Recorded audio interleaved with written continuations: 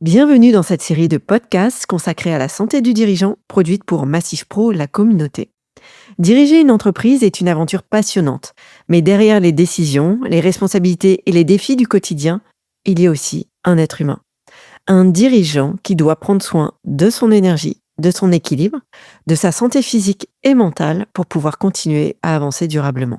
Au fil de ces 7 épisodes, nous allons explorer ensemble des sujets essentiels tels que le stress, la solitude du dirigeant, la santé physique, la santé psychique, l'équilibre entre vie professionnelle et vie personnelle, la prévention du burn-out ou encore la capacité à avancer malgré la peur. Je suis Astrid de Ballon, entrepreneure, conférencière et créatrice du fitness neuro-émotionnel. Depuis plus de 10 ans, j'accompagne des dirigeants, entrepreneurs et porteurs de projets à développer leur performance tout en préservant leur équilibre personnel.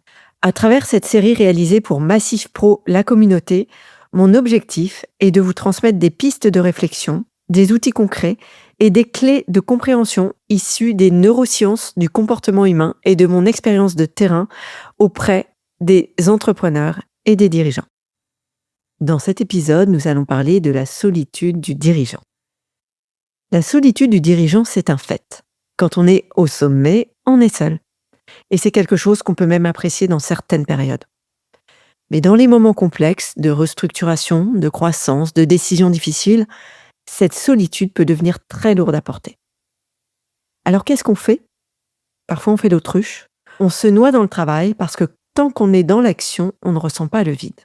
Ou alors on minimise en se disant que c'est normal, que c'est le prix à payer quand on dirige et que c'est comme ça. On en fait presque une fierté.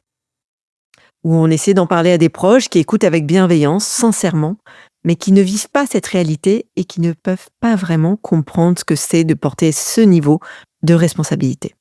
Et pendant ce temps, on continue seul. Ce qu'on ne dit pas assez, c'est que la solitude du dirigeant a des conséquences très concrètes. Elle fait perdre l'objectivité. Quand on tourne en rond dans sa propre tête sans jamais confronter ses idées à d'autres, on finit par perdre le recul sur sa propre situation. Et pour aller encore plus loin, il y a un phénomène dont on n'a pas forcément conscience quand on est dirigeant, c'est la puissance de l'épigénétique, c'est-à-dire l'influence que notre environnement a sur notre biologie, sur nos cellules. Quand on est entouré de personnes qui ne comprennent pas ce qu'on fait, qui minimisent, qui critiquent, à force de ne pas se sentir soutenu, on peut se décourager. L'environnement humain qu'on choisit a une influence réelle sur notre énergie, notre vision, notre capacité à continuer à avancer et même sur nos résultats. Le problème, c'est qu'on est tellement happé par le quotidien qu'on ne se pose même pas la question de où est-ce que je pourrais rencontrer des personnes qui vivent la même réalité que moi. On n'a pas le temps d'y penser. Ou plutôt, on ne prend pas le temps. Ce que j'ai appris et ce que je vois chez les dirigeants que j'accompagne, c'est que se connecter à des pairs n'est pas un luxe, c'est une nécessité.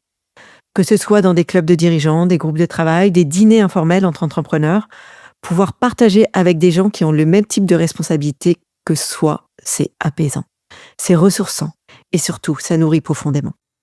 Non seulement on rompt cette solitude, mais en plus on s'expose à d'autres univers. Et ça, c'est quelque chose que j'adore. Personnellement, pour construire ma stratégie de communication, je me suis inspirée du monde du business de la musique. Un univers qui n'a absolument rien à voir avec le coaching, le mentorat ou l'entrepreneuriat. C'est précisément pour ça que ça m'a nourri profondément. Ces passerelles entre les univers élargissent notre vision, nous donnent de l'élan pour continuer à porter nos projets, parfois à l'agrandir, à le peaufiner. Et puis il y a un aspect très concret qu'on oublie souvent. Se connecter à des pairs, c'est aussi construire un réseau de confiance. Des avocats, des conseillers fiscaux, des stratèges, des experts qui connaissent la réalité du terrain dont on partage les adresses. Des personnes qui seront volontiers disponibles en période de challenge ou simplement pour un conseil. Quand tout va bien, la solitude du dirigeant, ce n'est pas un sujet. Mais quand il y a des gros challenges, être entouré, c'est précieux. Et cela se construit quand tout va bien. Ne reste pas seul.